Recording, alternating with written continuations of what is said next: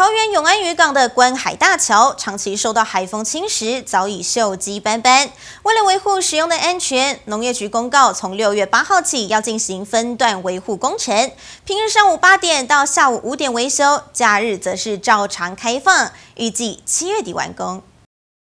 登上桥头，将港口海景一览无遗。坐落在地10多年的桃园永安观海大桥，是来到永安渔港的必访景点。不论是白天还是夜晚来观光，都有不同的体验。但长期使用下来，桥体设施都已经生锈，因此农业局也宣布启动维护工程。永安渔港的观海桥是我们串联我们永安渔港南岸、北岸的一个重要的一个桥梁，也就是串联我们直销中心跟海螺馆的一个重要桥梁哈。那我们桃园市政府这边每年其实都会办理相关的定期的检测。好，那我们今年度会针对整个桥梁的一个安全做细部的检查，然后预计在6月8号也会开始启动我们第1阶段的一个除锈工程，也希望透过这样的一个改善工程，提供给民众更加的一个有机空间跟安全的一个使用环境。永安观海桥全长120公尺，宽7公尺，是以白色与蓝色为主色调的钢构桥，在日晒雨淋与海风侵蚀下，护栏部分都已经锈迹斑斑。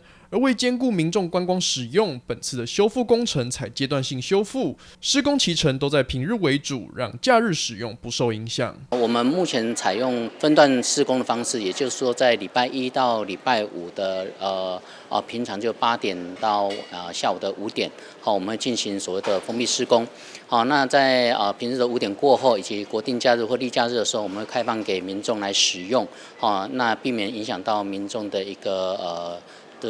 到我们渔港的一个关气的一个时间，这样。维修工程预计7月底完工，农业局也呼吁民众在施工期间配合管制引导，让在地观光景点能顺利翻修。台湾新闻陈范哲采访报道。